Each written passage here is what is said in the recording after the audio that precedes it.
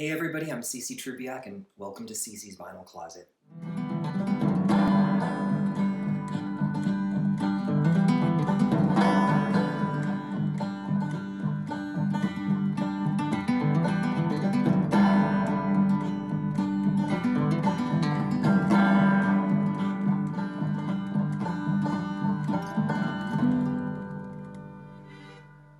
Today's episode of CC's Vinyl Closet picks up at Chapter 6 in the Honky Tonk Angel Bible. This is the chapter that focuses on the later recordings of Tammy Wynette. So this will be the vinyl records between the years of 1980 to 1995. Tammy Wynette passed away in 1998, so these later recordings of hers are some of my favorites to listen to. Tammy's recordings from this era are really cool because they kind of have this urban country kind of sound and drift more into sounding a bit more contemporary. There's a total of 13 albums that she produced in this time. However, 4 of them are unavailable on vinyl, so I cannot include them, unfortunately, on this. Unfortunately, they're just not available on vinyl, but if I had to pick one that I would put on my wish list, I've already cheated and picked a Honky Tonk Angel album from Loretta's Chapter. So I'm going to choose the final duet album between Tammy and George Jones called One, which I believe came out in 1995. I would love to hear this album. I've never heard it. I'm sure I could probably go out and buy it on CD, but that doesn't suit this project, so we're going to focus on the ones that I have. Tammy Wynette went through some changes in the mid-70s to late 70s. First of all, she divorced husband George Jones, although they still produced a couple of records together even after that. Tammy also went through a lot of health issues, which I won't comment on here, but one thing I'm noticing is that by the 1980s, there were some changes about to happen even in her music. 1980 saw 2 albums produced by Billy Sherrill. I'll pop them up here. These were great albums. Next, though, I noticed that she did an album called You Brought Me Back with Mr. Chip's Moment. It's the only album, I believe, produced by him. There's a song on it called Crying in the Rain that I am just in love with. I remember the moment I heard it. I was listening to the records in the early morning before I was going to work, as I often do, putting them on rotation. I don't know, when this Crying in the Rain song popped on, I immediately perked up to the lyrics. There's something about them that just spoke to me, resonated really true.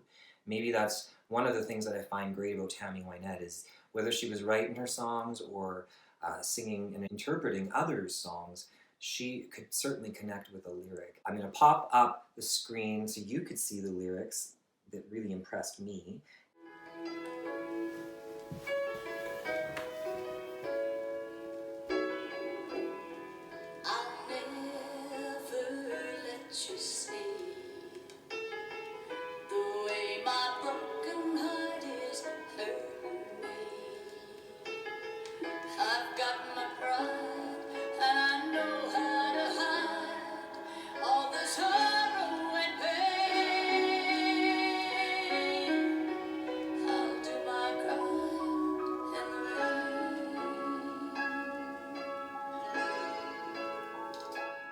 Wow, I didn't even realize it, but that was written by Carole King and Howard Greenfield. I love Carole King. She's a brilliant songwriter. Go check out that track, Crying in the Rain, on my playlist. Moving on, 3 albums that Tammy did in 1982 and 1983 were produced by husband number 5, George Richey. I'm not going to go into too much background detail on George Richey and Tammy Wynette. I have read enough to know that it was quite a complicated marriage, and there's a lot of people's different takes on Tammy's marriage to George Richey. I'm familiar with the name George Richey because prior to realizing that he was husband number 5, I'd seen his name as a songwriter on some of her previous records. So I took note of him here because he produced 3 of her records, and I thought that they were great records. Who I was really impressed with was the producer, Steve Buckingham. Steve Buckingham produced 2 albums of Tammy's, one in 1985 and one in 1987. The one in particular that stood out to me was Higher Ground from 1987, and I believe this album did go on to receive quite a few accolades, as it should. I was really surprised at a lot of the artists that hopped on board for this album, and Steve Buckingham is a name that I'm very familiar with just from the liner notes of a lot of my past CDs growing up in the 90s. I just want to say, wow, you're a great producer. I would love to make an album with Steve Buckingham. Boy can dream, hey. I really do enjoy the Higher Ground album. In particular, there's a song on it called Beneath the Painted Sky, and it really stuck out to me too.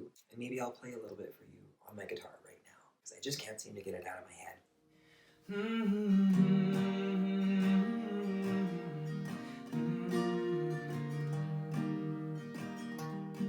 Beneath the painted sky, that's where I long to be. A place to go when this old world gets the best of me. A place where dreams come true and no one ever says goodbye.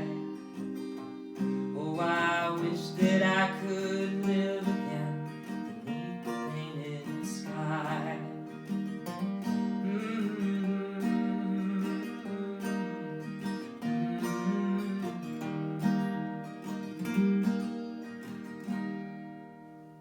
So thanks for letting me play that song. Higher Ground is a great album. Steve Buckingham, Tammy Wynette, you did a great collab. Steve Buckingham, gosh, you're a record producer that I would love to work with. You make beautiful music, and now I'm going to have to go out and seek out more albums that you've produced by some other amazing country music artists. I'm so happy to be more familiar with these later recordings by Tammy Wynette.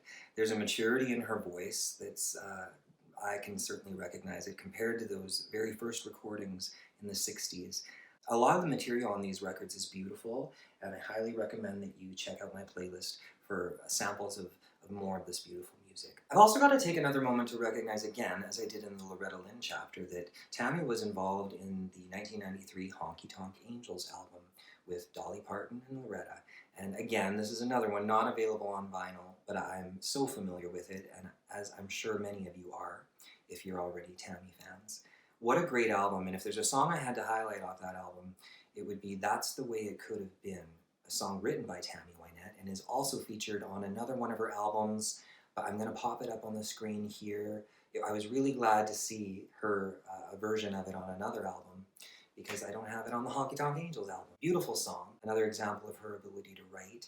I want to also take a quick moment to acknowledge some of the awards and the accomplishments of Tammy in her years working in the industry. Let me just list off some here. Grammy for Best Female Country Vocal Performance in 1967 for I Don't Want to Play House. Country Music Association Award for Female Vocalist of the Year in 1969. Best Female Vocalist by Billboard magazine in 1970. The Living Legend Award in 1991 from Music City News Country. She was also ranked at number 73 in the 2001's VH1's 100 Greatest Women of Rock and Roll. That's pretty cool. Ranked number 2 for CMT's 40 Greatest Women of Country Music in 2002. A lot of Tammy fans out there agree she was an amazing artist. What is the lasting legacy of Tammy for me? I always kind of feel unprepared for these moments. I know that Tammy Wynette inspired a lot of women to break into the music scene, but I'm gonna say right here and now, she also inspired me.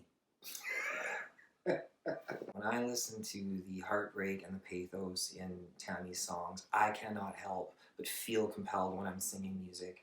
Music that, in particularly, I'm connected to the lyrics. To sing from the heart, to draw from my own lived experience, good and bad, the strengths and the weaknesses, because one thing is clear, Tammy Wynette was no weak woman. She was a very strong woman, and that strength lives on in her music, in all of these recordings. I'm very grateful for that, and I'm sure anyone watching this right now is grateful for it too. So I would love to know, at the end of all of these Tammy Wynette vinyls, what are some of your favorite songs? What are your favorite albums? Are there any that you'd like me to even comment on in further detail? Because I will say, there's so much I could share about these vinyl records, but there's just so little time. My biggest thing is go out and listen to it and let me know what you think of it. So as of now, that wraps up Chapter 6, Episode 6 of CC's Vinyl Closet. Please, if you're enjoying this, hit the like button, subscribe, turn on your notifications so that you can receive all of the new material coming out. And until we see each other again, take good care of yourself, stay safe, love thy neighbor. That about covers it. Bye.